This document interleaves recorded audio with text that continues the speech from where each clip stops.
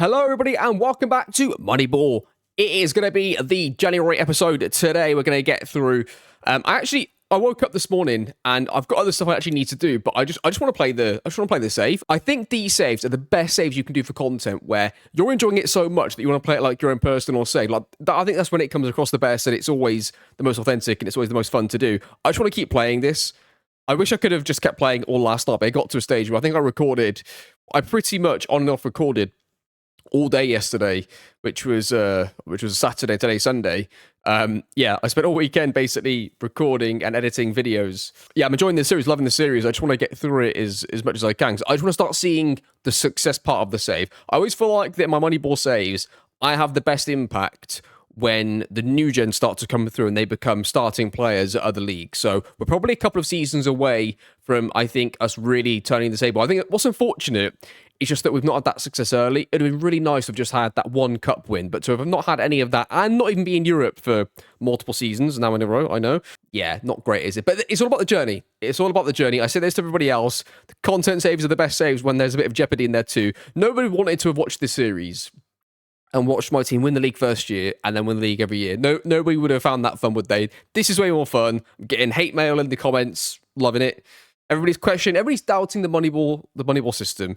It will work, I guarantee it. Right, let's get into it. So today, we're going to go through October's fixtures, then November briefly, I guess, only 3 fixtures there, then December, then we'll do a mid-season review and the January transfer window, all in today's episode, and then we'll see how things are looking going into February and March. But that's what we're going to do. Nothing else for us to look at right now, because it's all those different dates. We haven't progressed past the game that would have been the next one from the last episode. We could also have a slightly interesting cup game. If there's like an interesting cup quarterfinal before the end of the episode, we might do that too. Again, this start doesn't mean anything to me right now. This block of fixtures here, that could end up with us having a really poor season. We could end up having a very good season, or anything in between. That doesn't tell us too much. We've lost every away game that's against a half-decent team. We drew one against Anderlecht, and then the home games, we won every single home game except for one that we lost. We probably should have avoided it. It's not just the actual results that we've had, it's when you compare them to the team that we've played. It's really hard to work out how good we're going to be this year based on that sample size. So let's get a larger sample size. Let's get the month of October out the way and see how things are looking. And please don't get knocked out the bloody cup at the first opportunity. So let's see what happens. It's a weird one, isn't it? We lose matches, we win matches. We don't seem to get any draws. We beat Westerlo, we lost to Genk at home, which is disappointing, and then we lost away, won the cup game, and then beat somebody we should have done. Leaves us looking like this. I mean, I feel like we're having a pretty poor season. We're losing too many matches right now. I'm going to take the centre-back out of the team selection and let him select who he wants at centre-back. Just taking a look at the 3-1 defeats. He's playing Pena right-back, so maybe I need to make him play Haller as the right-back. Maybe we do a bit of this. So we then change it so he can play whoever he wants to at centre-back, but really, it's going to have to be Haller right-back. We can maybe change to this. Left-backs are fine. Looking through everything else, he plays him as a 10 anyway. I think we'll leave it with that, and we'll do that for another month. I mean, Lincoln's doing unbelievable, by the way. I mean, if you're looking for a success story this season, let's take a look at Lincoln right here. Striker, 11 goals in 14 starts. We've never had a striker like this before. What's his valuation like?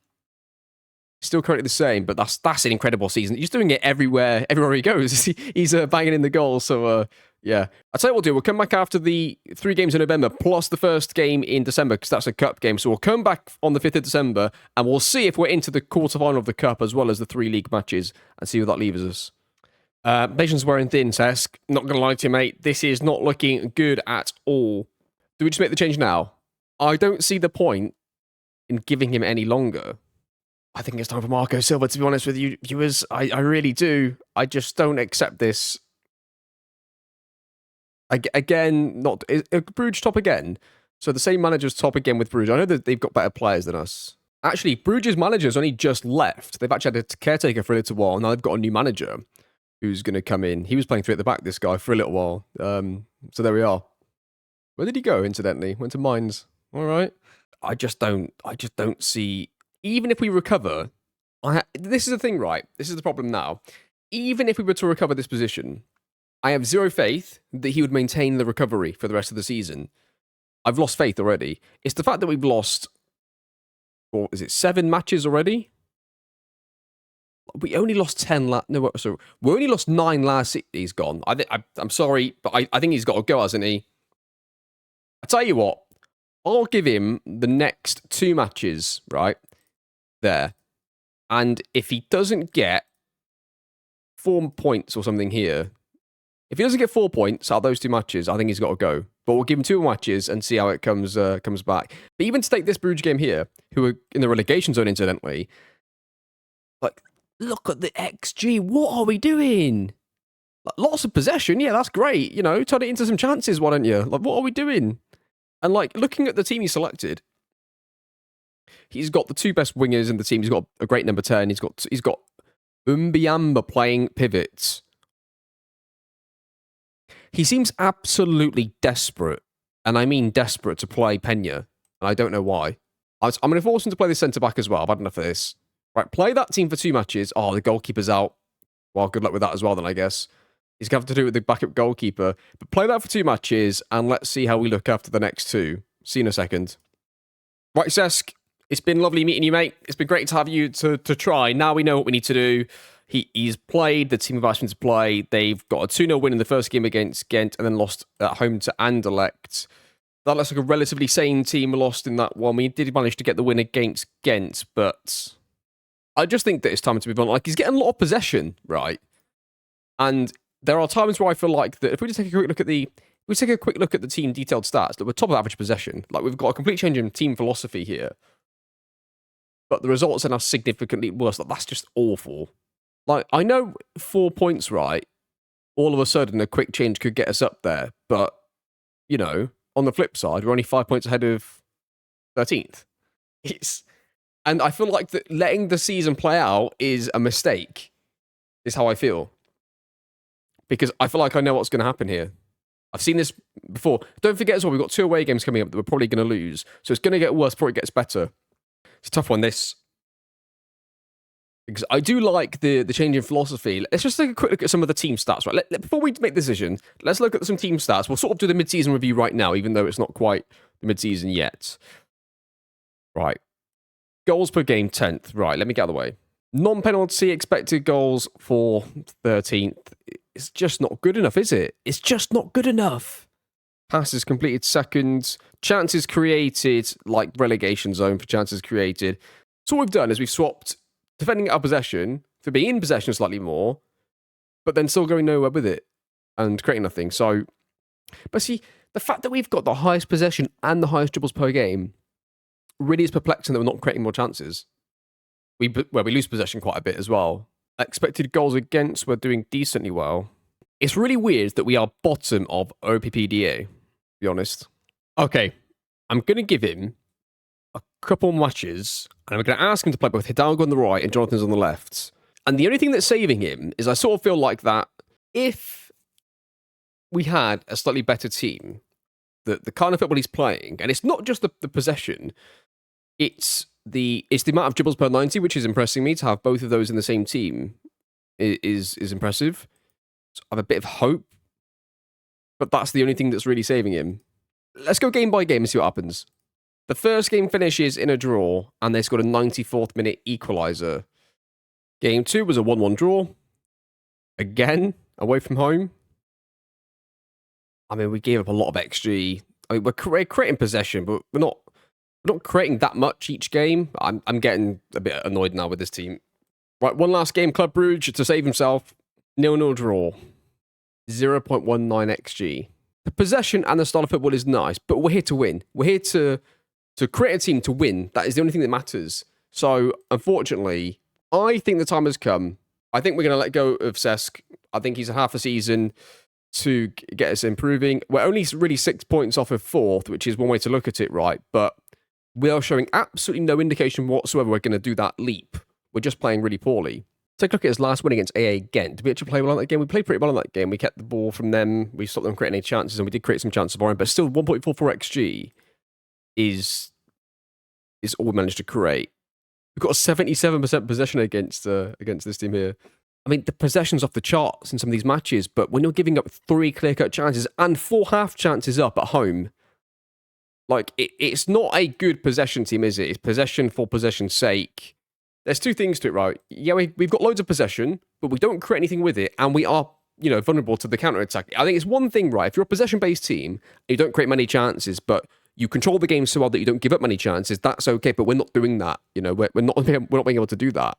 And I can't even, if the theory is, well, if we were getting a couple of extra good players, maybe we could turn this around a bit.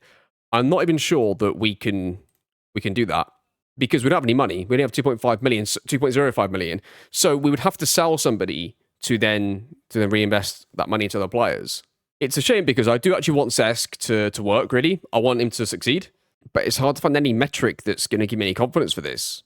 If you're trying to look for a positive, would you say that towards the back end of that run, Charleroi away is a away draw that's okay, that's an okay draw to take.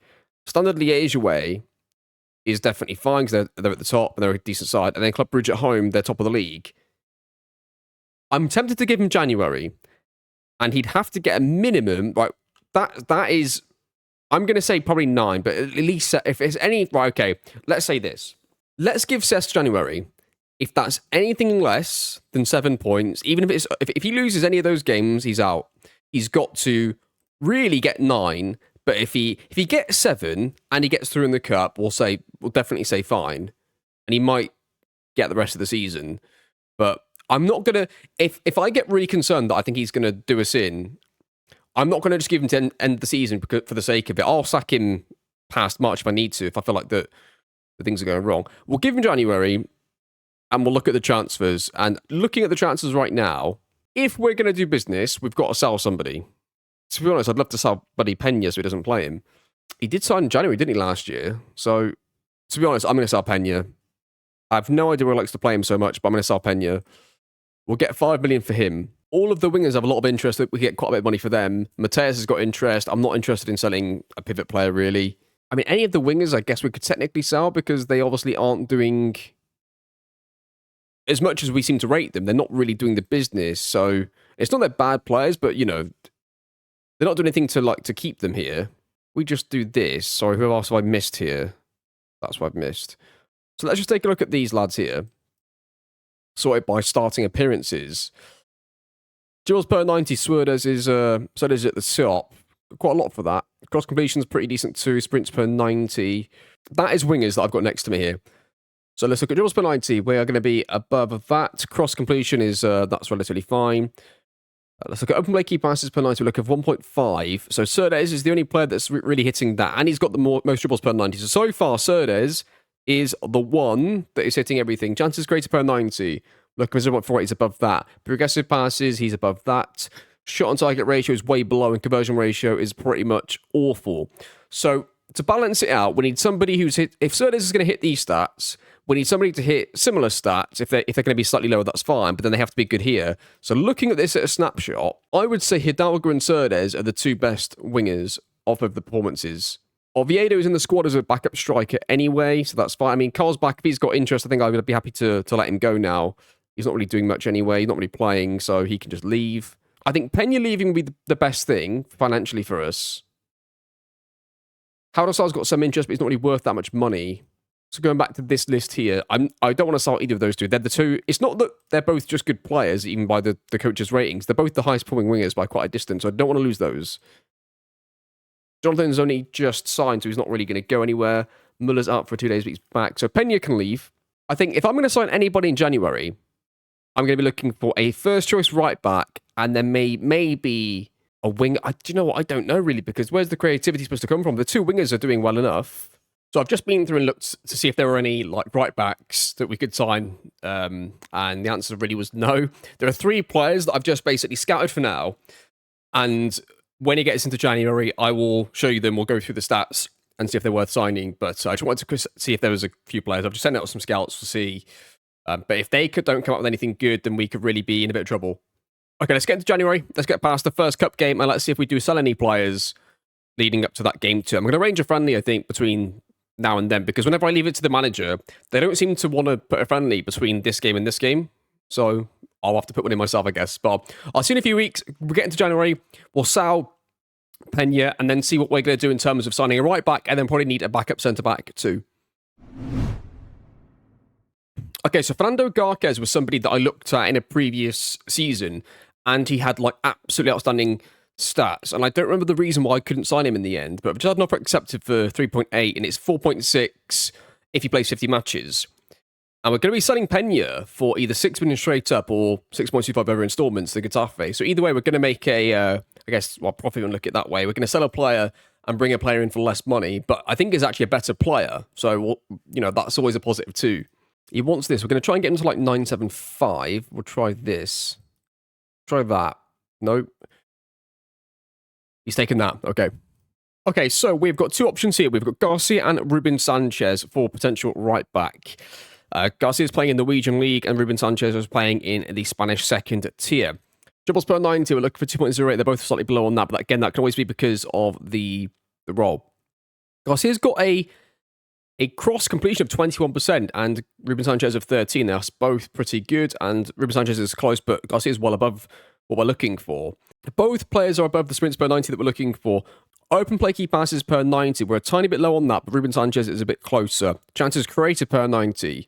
Ruben Sanchez is actually above that. How are we at tackling? 79%, 78%. We're looking for 79 with the tackles per of 2.59, which is exactly what Ruben Sanchez is on. Ruben Sanchez looks really good, and he's good in the air. They're both pretty good, to be fair. I'm going to shortlist them both. We're going to scout them both. I mean, Garcia's worth substantially less money. I have a feeling that Ruben Sanchez is a better player, and he's wanted by Las Palmas. Garcia, though, looks like a pretty good cost-effective option, so we'll try and get him for like $500,000. We'll see if they take that. There were 2 youngsters too, these 2 here, Igor and Jose. They both look pretty good, both good right backs too. But I want them to both get a slightly larger sample size in their stats, and they both only started like 7 matches, so maybe at the end of January, depends on who we sell. If we want to make a transfer, we could potentially bring them in. But for now, the answer is going to be no. Right, well, I wasn't expecting this. So, getting put an offer in for Muller, and it was like, I don't know, 5 up front. It was less than 10 million anyway. Yeah, like as you can see here, they bid for 7.75 million, and it rose up to 9.75. And I was like, okay, give me 10 up front and 5 over installments, thinking they would just never do it. And they've done it.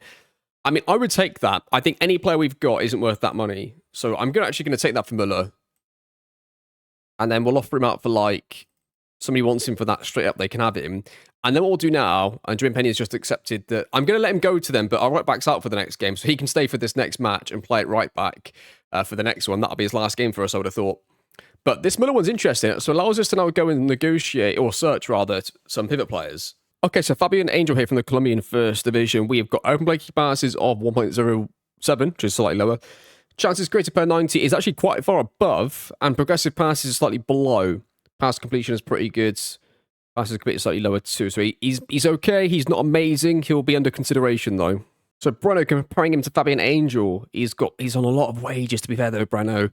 But his open play key passes are marginally higher. Chances created are much lower, but his progressive passes are higher. So he's a slightly different version of Angel as a player. Then we have Danny Lorenzo. Danny Lorenzo has got, if we compare him to, if you look at Fabian Angel and Breno still down here selected, I'll select them here for you as well. Take a look at this. Open play key passes goes to Danny Lorenzo. I'm only looking for 1.26. He's above on that. Chances created per 90 is 0.76. We are looking for 0.40. Progressive passes, he's slightly low on that. He's slightly lower than the 2. Dribbles per 90, he's the most on that of the 2. He's pretty good at tackling, not great though, because we're looking for 73 and he's on 72. Possessions when he's got 14 though, he's got the most on that. He's probably the most creative, and he's also happens to be the best at winning possessions. So he will definitely come into consideration. So 5.5 been able to get him for. So we're going to sell somebody for nearly 70 and bring the replacement in for 5.5. So that could be really good. Danny Lorenzo. Let's see what he wants here. We'll get him on 9.7. That seems to be like the new artificial salary cap we've sort of put on the team. Who takes that? Yeah, that's fine. We'll give him that. I mean, I don't want to sell Muller really, but like that offer, everybody's got a price, right? We've always said that. And if I take a look at him as a pivot player, let's actually just put back up the list. In fact, if I go at the bottom, we look at the list here. Open play key passes, he's well below. Chances created per 90, we are below. Progressive passes per 90, we are slightly above. Passes completed per 90, we're really high on, but we aren't penetrating enough with the passes anyway. Like, let's compare him to his pivot partner, which is Mateus. Mateus Hey, Mateus is completing 76 passes per 90. That's just outrageous, isn't it? We need one of them to be more progressive with it. So maybe selling one of them might do them a favour as a partnership. So who knows? Muller's currently on 10 grand a week as well. So the player we're going to replace him with is going to cost us a third of the price and less wages too. And Mateus is worth way more than him, by the way. But the offers I had for Mateus were like 5 million. It was awful. So we're going to let Muller go. I don't think we can afford to let both of them go. Garquez actually accepted River Plate's offer, so he's going to go to River, which means that we are back in for a backup centre-back, potentially. We might have to search for somebody because James Gomez is a great player, but we're not paying that, are we? Yeah, it looks like we're going to have to try and buy a centre-back, a new backup centre-back. Okay, so Kevin Lomonaco is playing for a team in our division, actually. He's on loan at STVV. He's got a tackle win ratio of 80. He's got tackles per 90 of 2.12. He's got key tackles per 90 of 3.33, so he's above on the key metric that I like. He's pretty good. Good in the air. Headers 1 per 90, 8.03. That's quite impressive. For a backup centre-back, if you're going to have a backup player in any position, it's really good that they've got something that's like absolutely excellent because they're never going to be all-round as good as the player they're replacing, right? But if they've got something that makes them a bit more unique and maybe something they are actually better at than the player they're replacing, but it's only one thing, that's good. If he's going to be excellent in the air, at least be that, right? That's going to be something that might be quite useful for us. We'll shortlist him and we'll maybe try and sign him. I mean, Sondre Langas has actually done pretty well again by the looks of it. He's come up on the list yet again, so we're going to try and maybe sign him for give him maybe 200 grand. That could be a really good backup signing, that. So Garcia has joined for £1.4 million, and he will go, I guess, straight into the team, actually, into right back. In fact, let's make him start in first game because Pena can leave. Because then Pena's going to be leaving in the next match, after this match. So, yeah, Rafael Haller's actually out for a few matches too, so it's a good job we got another right back to play in there when he's not available. So let's see what the manager does then in his first game of the new calendar year. And yeah, wow, he better get some wins. We're off to a good start. We won on penalties against Standard Liège, putting us through to the semi-final of the Cup. Probably won't watch the first leg, but we could watch the second leg together. Right, we go then. Mateus offers are coming in. They want to give us 11, give us 15 up front. I don't want per league appearance, but give me installments. Give me another 15. Yeah, I didn't want to do that. Okay. So we can get Sondre Langas for 850 grand to be a backup centre-back. That's fine with me. How much wages is he going to want, though? I guess that'll do. Okay, second game is here. Pena's just left as well for £1.7 million. Let's see how we get on in the second game. He has to win this game, really. He doesn't want to draw it. Wins it 2-0. Okay. Again, not much creating. That's the second game in a row that Garcia's played really well at right back. I mean, the first game he had really high open play key passes. Now it's average out. He's got 9.43 progressive passes per 90 playing at right back. I mean, 84 passes per 90. What are we doing here? It's crazy stuff. Okay, we move on. We're not going to watch the first leg here, by the way. So we did get in Langas as well at centre-back to be our backup centre-back. He looks like he's going to be a backup. That's absolutely fine. It should be Gonzalez and Umbiamba as the first choice centre-backs, with him being the backup. That's fine. I feel like we've got good numbers now at the back. Muller still hasn't accepted the game offer yet, which is interesting. He has now. There you go. I'm going to take it. I think we've got to take it. And that means then Danny Lorenzo can come in. He can go as the right pivot player, which means that it should just play Mateus on the left, his left foot. That's a nice partnership right there. So those two should be the partnership now. So I'm going to make sure that he plays Garcia right back and he's going to play Lorenzo at right pivot. Apart from that, he can do what he wants with the squad. I don't think it makes too much difference at the moment. Okay, let's see how he got on then. He drew the first leg and he's lost the league match. He's done. I'm sorry, he's done. There's just no way we can accept that. He gave up 3.2. I'm sorry, viewers.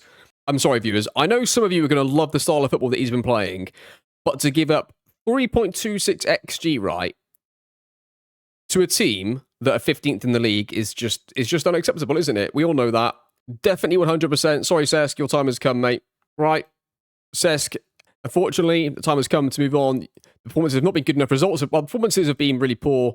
Results even worse, so he has been let go. And I think there's only one option, isn't there?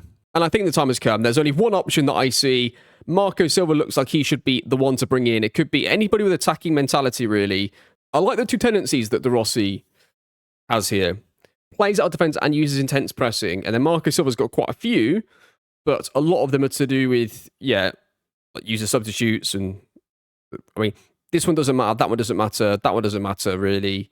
We're going to control most of that. So, I'm going to hire Marco Silva. I think he's the one to go for. We're going to bring in a manager with a bit more manager experience this time and see if that does do the trick for us. Marco Silva, welcome to Moneyball. Let's give him a contract. I think he'd cost us a bit more, wouldn't he, really, here? So we're going to have to give him quite a big contract. I think we'll go, what should we go with?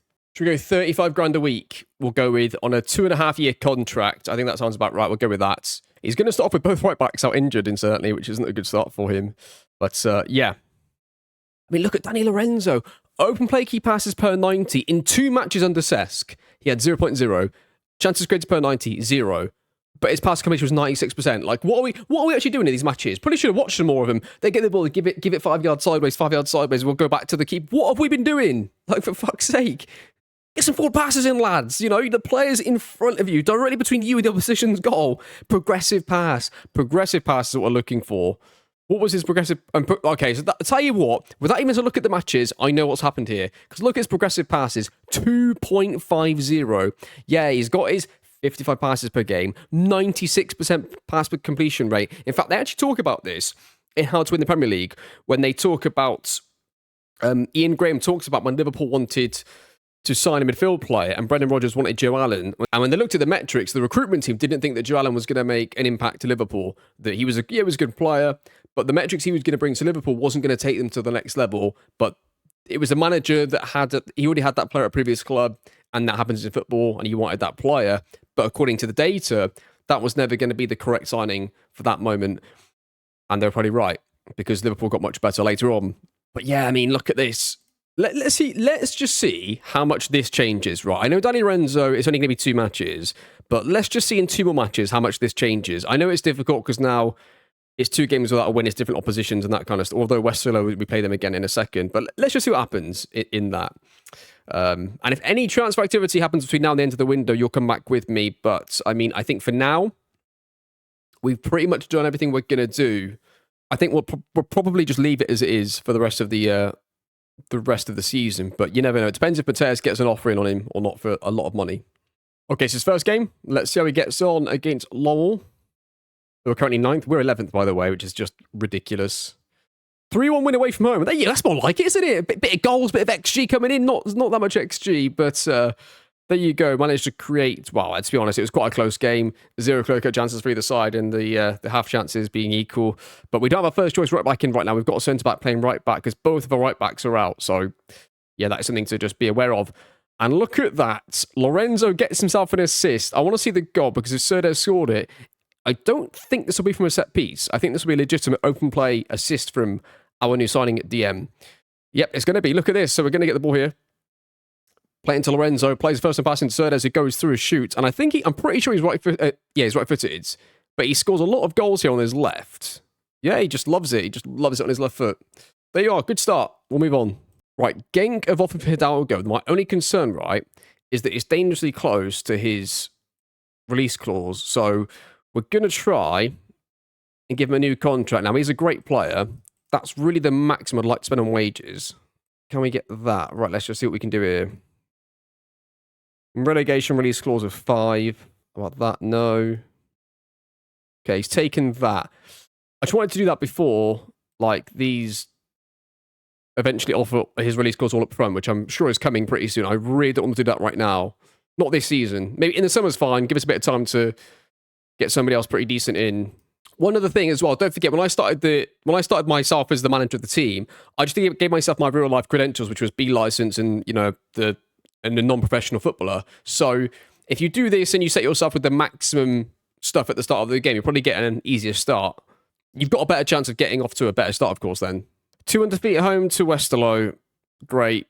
I mean, Krashev not creating the most. Garcia doing well again. Getting an assist. I mean, they're having a good season, but we shouldn't be losing that, really. That's disappointing. Okay, we'll come back for the second leg of the cup here. I'll skip these 2 matches, and we'll come back and do the second leg together as the final thing we'll do in the episode. So, see you in a few weeks, and hopefully we get the results turned around. I'm starting to lose faith with any manager at this point. To be fair to the manager, he's just gone away to Genk and got on a win. So that's quite good. And all of a sudden, it seems like if Krashev plays well, we win. If he doesn't, we don't win. That's it. It was on if the number 10 can do the business. Interesting. He's followed it up with a 4-2 victory. A 4-2 victory and we had an XG of 3.05. I cannot remember the last time we had an XG of over 3 in any match. I know we had a penalty, which would have inflated it, but still. Thank goodness for that. We finally got a team that can create chances. We're still giving up chances, but at least we're creating them now. I feel like we're a lot more balanced. And look at that league table. All of a sudden, out of nowhere, we are 5th place. I think the managerial change was probably the right thing to do. Or at least based off of the small sample size so far. But yeah. Anyway, we're getting today's game then against Westerlo in the Cup semi-final second leg. The first leg was a 0-0 draw. And we are at home for the second leg, which means you would expect that we can get through here and give ourselves a chance to win the first trophy of the whole series. I hope that we get there. But we'll see. The manager's free to pick whichever team he likes for the semi-final. So, let's see how we get on. Okay, here we go. It looks like the winner will play against Anderlecht in the final. So, playing 43, and we have Jao in goal. Pereira, Gonzalez, Mbiamba, and Garcia across the back. Mateus, Lorenzo, Pibits, Krastev 10, Surdez right, Hidalgo left, Lincoln up front. You'd expect that'll be our best team, to be honest. I agree with the manager on this selection. Okay, they've got it wide. They play it back across to the back line. They're going to put an early cross. It's going to get flicked and go towards the goal. And they've scored. It's going to be 1-0 to the opposition. That is not good for us. We're struggling to get any pressure on them. I think we're playing like a mid-block here, which is, I mean, it's fine. I just wasn't quite sure what he was going to do. We've won the ball there. They play it in again. We win it back twice. We're going to hit on the counter. Wow, there's not much effort to get on the counter areas there at all from the team. Hidalgo plays it across. We've given it away again. We're not playing well in this game at all. And they shoot from distance, keeper saves. The manager has to make a change here. We're doing nothing. We've had one shot on goal. We're getting battered. He needs to make subs. He needs to make tactical changes, maybe role changes too. I mean, make it into a 3-2 shape. Maybe get one of the pivot players to rotate forwards. Any of those things might be good. There we go. Made a few changes there. Nothing to the structure of the team though. And it's a goal kick for them. They play it long. We win the first one. Lincoln gets it. Plays it across to Surdez. No, he doesn't. Doesn't even get there. Doesn't even get to the bloody ball. They go through. They're likely going to get a shot away. Goes across goal. Hits the post. It's absolutely calamitous. Lose 1-0. There we are. Right. That is going to do the episode. Ends on a disappointment, really. Semi-final yet again. Knocked out yet again.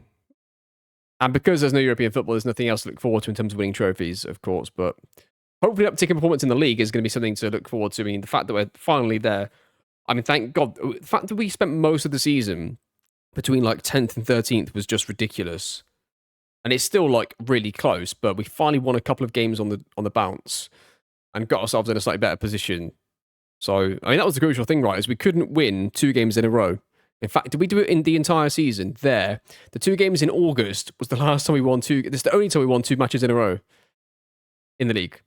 So there we are. And it's an away win against Genk. Like, that's not like you're playing 2 relegation battlers. That was Genk and Genk away. Like Cesc was able to get the odd draw away from home, but not wins. You know, Genk away was a really impressive win, as was that.